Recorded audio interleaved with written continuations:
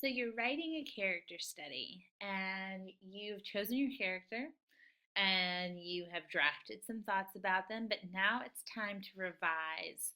And you're wondering, how am I going to flesh out a whole paper about this character? This is what this lesson is going to help you with. What to discuss about a character? What are going to be those elements that you talk about? How are you going to flesh this thing out and finish it strong? So we've already talked about how you can't just write a summary.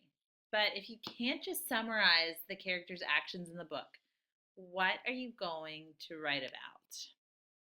Well, here's some of the things. So you are going to write about the traits of the character's personality. Please ignore my typo. You're going to write about what they're like. Ambivalence, self delusion, fear. Henry Fleming feels all of them. In many ways, he's the typical raw recruit and a typical teenager. He starts to question himself. He's a complex guy. Please come back later and read all of these examples from your mentor texts. But you'll see that this is really a key thing that a character study does, is it tells us what that character's personality is like. Here we get character traits from Charlotte in Charlotte's Web. She's pretty, she's utterly devoted to her new friend, she's a predator, she's unapologetic and bloodthirsty, she's elegant, sexy, classy, sophisticated. And of course, after we get these character traits, we get examples of them throughout the text. But the character study really is rooted in this idea of exploring deeply what the character is like. We also discuss character development. How does the character grow and change throughout the book?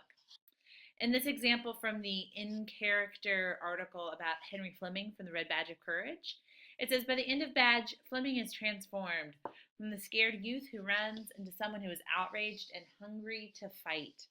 So he is not a static character. He's a dynamic character. He changes throughout the text.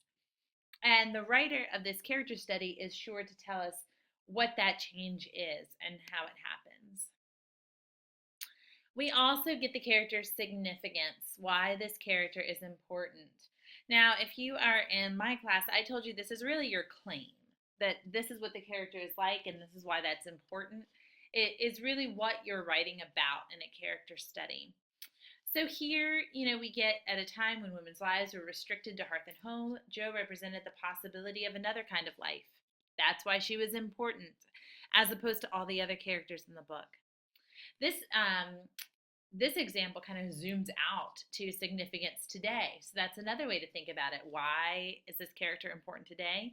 Because like so many other women her age, one of Hillary Clinton's favorite books is Little Women, and I'd be willing to bet her favorite character is Jo. It's kind of talking about how this book is like the current presidential election. In the Henry Fleming piece, it says as a war correspondent in Vietnam, Galloway was with the 7th Cavalry at Ia Valley when they were surrounded by 2,000 North Vietnamese soldiers. He believes there have been Henry Flemings in every war. So again, this is kind of a little bit of a zoom out. We're zooming out of just the novel itself and thinking about how this works in real life, how this is significant to other people today. And this writer is saying, look, it's just as relevant to Vietnam as it was to the Civil War. Red Badge of Courage is called a coming of age novel, but there's also been debate about what Stephen Crane is saying about courage, heroism, and maturity. At the end, Crane no longer calls Henry Fleming the youth, but rather a man. So, again, talking about the significance of Henry Fleming's journey. Charlotte is a spider, a character who teaches us something profound about love and commitment. This is why she's important to Charlotte's Web. These pieces, the In Character series by NPR, also frequently has the writer's own encounters with this character.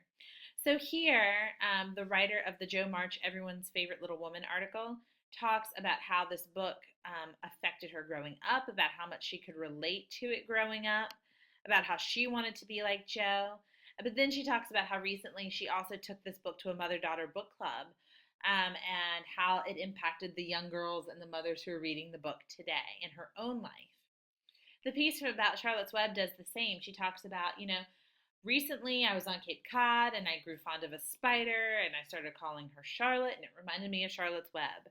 So your personal experiences reading about a character can also be pulled into the character study. These pieces from NPR are littered with expert testimony about the character. You would get this through research, but so what do other people say about this character who have, a little bit better credentials than you do? So we have a quote here from a children's book expert about Jo from Little Women. There's also non-expert testimony about the character. When the writer about the Jo March character talks about taking this book to a mother-daughter book club, she interviews the mothers and daughters in the book club to hear what they think about Jo. So perhaps you take it from that perspective. Perhaps you're not interested in what literary scholars think about your character. You're interested in what people your own age and your peers or your parents or other people you know. You're interested in what regular people think about this character. That's perfectly valid too. And these writers weave those together. This is also a personal, non-expert testimony, as the writer's daughter says that Charlotte always keeps her promises. So a non-expert is revealing another facet of that character's personality. Something that I noticed, especially in the Charlotte's Web piece, is that these writers give us moments that allow us to hear the character's voice. Look at this paragraph about Charlotte. She's pretty. She says so herself.